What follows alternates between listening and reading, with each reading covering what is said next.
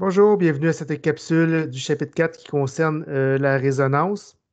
On a vu dans la capsule précédente certains termes, donc certaines définitions comme structure limite de résonance, hybride de résonance, électrons délocalisés.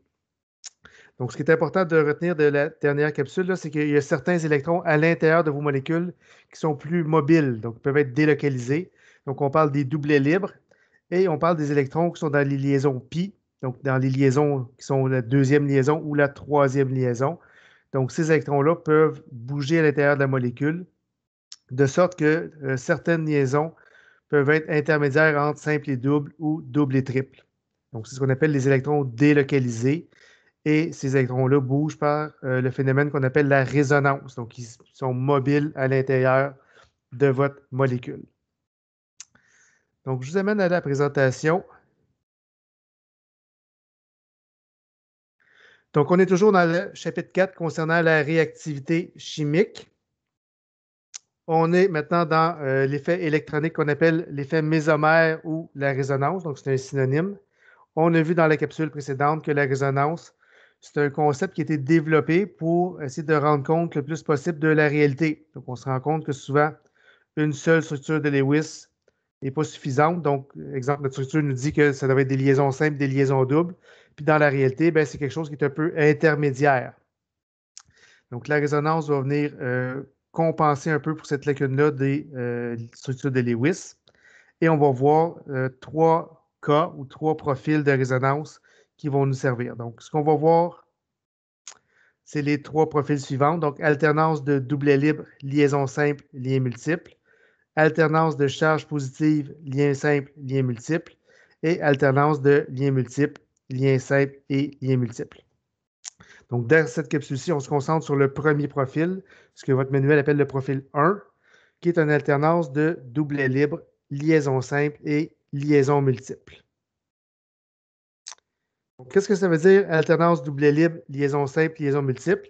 Ça veut dire qu'à quelque part dans votre molécule, vous devez retrouver vraiment cette séquence-là, donc que ce soit de gauche vers la droite ou de droite vers la gauche. Là.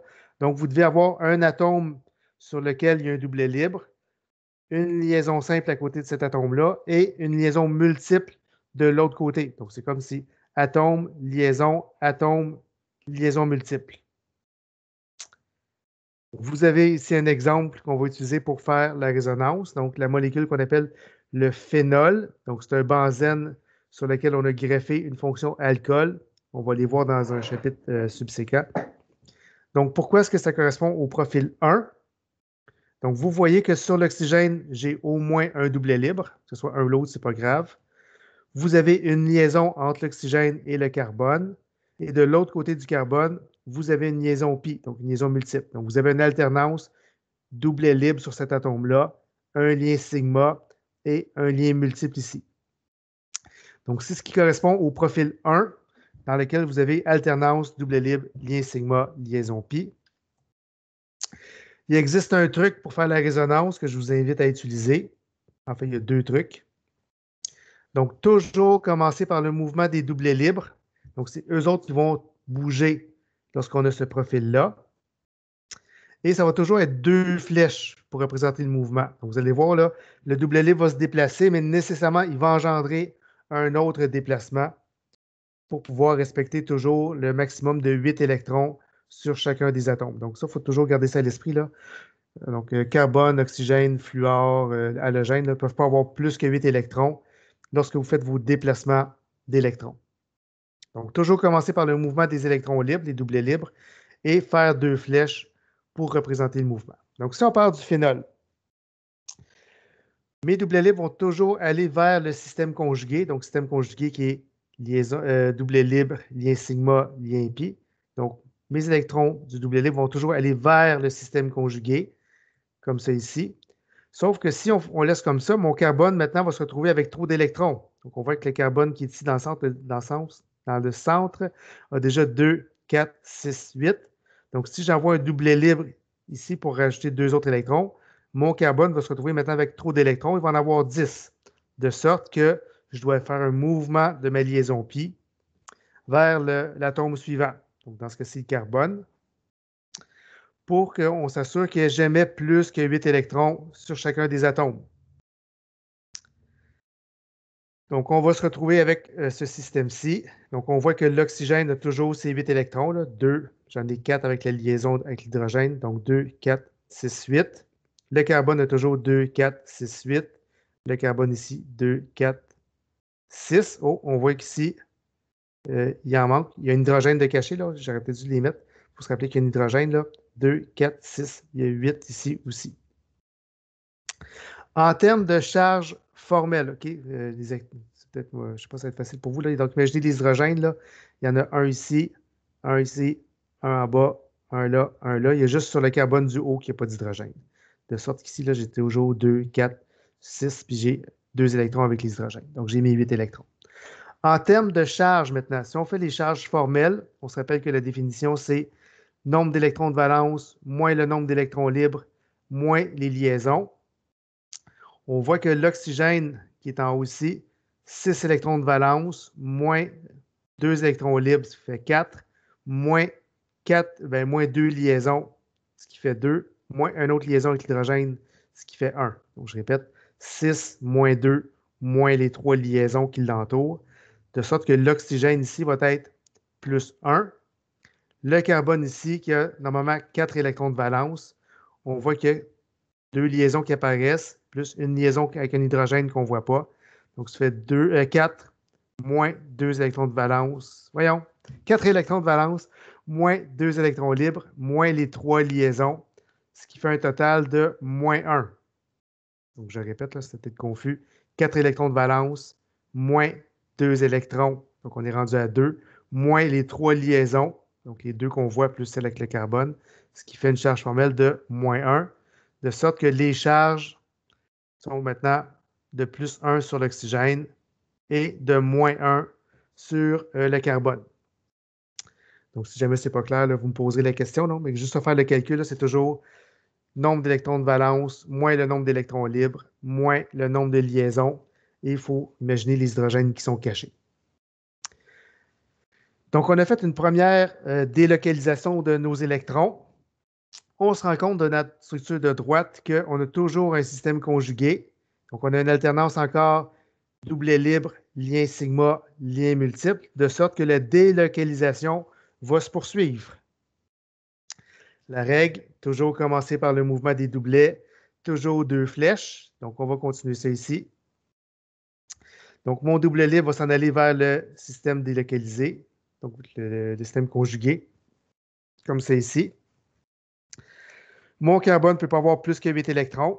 Il y a un hydrogène de caché, donc j'en ai déjà 2, 4, 6, 8, de sorte que ma liaison double va aller sur l'atome suivant, donc le carbone, comme c'est ici, afin de respecter la règle de l'octet. On est rendu comme c'est ici. Donc, on voit que c'est important de toujours mettre les doublets libres. Si on regarde les charges maintenant, mon oxygène est toujours à plus 1, donc 6 électrons de valence, moins 2, moins les 3 liaisons.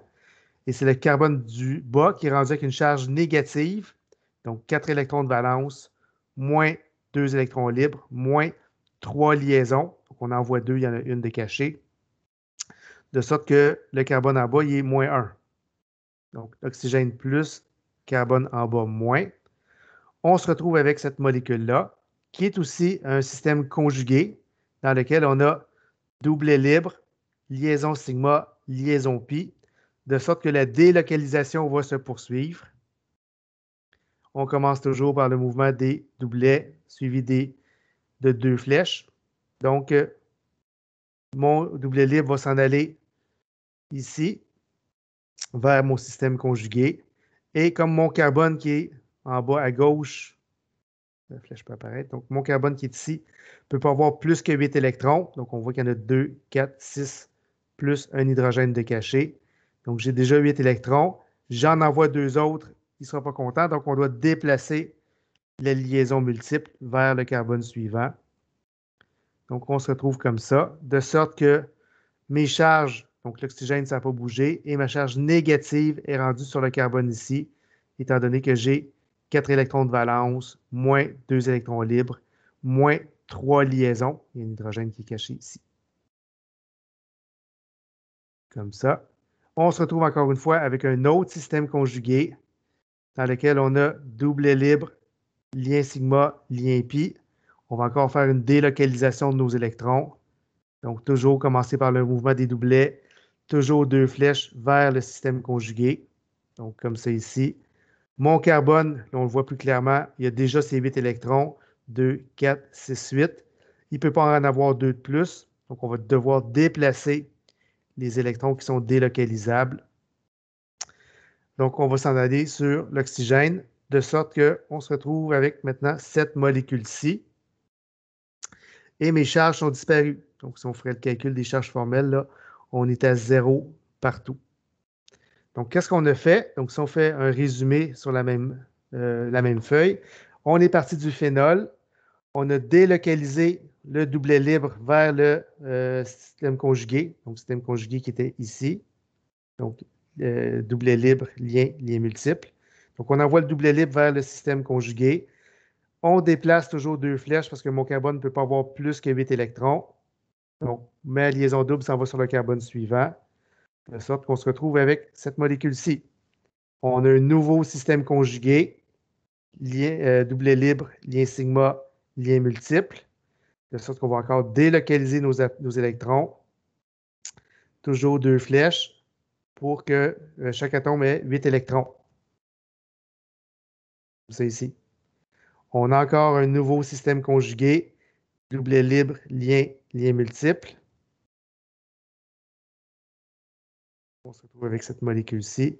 Et on a un dernier système conjugué, doublet libre, lien multiple. Donc, on déplace nos électrons toujours vers le système conjugué. Et on se retrouve comme ça ici. Donc, vous voyez qu'on a 1, 2, 3, 4, 5. On a 5 structures limites de résonance dans lesquelles mes électrons voyagent. Donc, ils se déplacent toujours en commençant par le doublet libre vers le système conjugué. Et on fait ça à chaque fois pour voir l'ensemble des structures limites. Donc, tout ça, on met ça entre parenthèses. Et c'est ce qu'on appelle les structures limites de résonance. Et maintenant, il faut représenter l'hybride de résonance, donc voir qu'est-ce qui est liaison simple, qu'est-ce qui est liaison double, qu'est-ce qui est intermédiaire. Donc, vous voyez que la liaison OH, des fois, est simple, des fois, est double.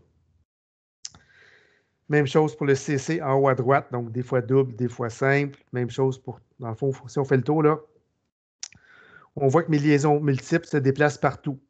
En termes de charge, maintenant, on voit que l'oxygène ici est neutre. Là, il est plus, là, il est plus, là, il est plus, là, il est neutre. Donc, globalement, on va dire que l'oxygène est partiellement positif. Si on regarde le carbone qui est directement attaché au haut, donc on voit qu'ici, il est neutre, ici, il est neutre, ici, il est neutre, ici, il est neutre, et ici, il est neutre. Donc, ce carbone-là, il est toujours neutre. On n'y mettra pas de charge. Le carbone en haut à droite, donc il est neutre, négatif, neutre, neutre, neutre. Donc, comme il était une fois négatif, on va dire que c'est une charge partielle négative.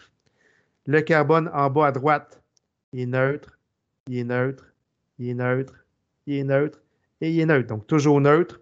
Donc, celui-là, il ne mettra pas de charge. Le carbone en bas, neutre, neutre, négatif, neutre, neutre. Donc, on va y mettre une charge partiellement négative. Carbone en bas à gauche, neutre, neutre, neutre, neutre, neutre. Donc, lui est toujours neutre. Et carbone en haut à gauche, neutre, neutre, neutre, négatif et neutre. Donc, les carbones qui sont toujours neutres, on ne mettra pas de charge. Les carbones sur lesquels on a des fois des charges négatives, on va mettre à ce moment-là une charge partielle négative sur notre hybride. Donc, vous avez ici l'hybride de résonance. Comme on le voit, les doublets libres, on ne les met pas parce que ça varie d'une fois à l'autre. On a mis des pointillés pour représenter les liaisons qui sont intermédiaires entre simple et double. Et nos charges partielles, on les met sur les atomes qui ne sont pas toujours pareils. Donc, l'oxygène est des fois neutre, des fois positif. Donc, on met partiellement positif. Et les trois carbones qui sont identifiés sont des fois neutres, des fois négatifs. Donc, on met une charge partielle négative. On voit que le carbone qui est ici, le carbone en bas à droite et le carbone en bas à gauche sont toujours neutres. Donc, on ne leur met pas de charge partielle. Et c'est ce qu'on appelle la structure hybride. C'est l'hybride de résonance, en fait. Donc, encore une fois, on ne met pas les doublets libres parce que ça bouge d'une fois à l'autre. Donc, ça termine un premier exemple pour le profil 1 de résonance. Donc, c'est important d'être capable de le reconnaître. Il faut vraiment voir dans votre molécule une alternance entre doublet libre, lien sigma, lien multiple. À ce moment-là, la règle, le truc, c'est de prendre votre doublet libre, l'envoyer vers le système conjugué et vous répétez ça jusqu'à temps que vous ayez fait le tour de vos systèmes conjugués. Donc, on se retrouve dans une prochaine capsule avec le profil 2.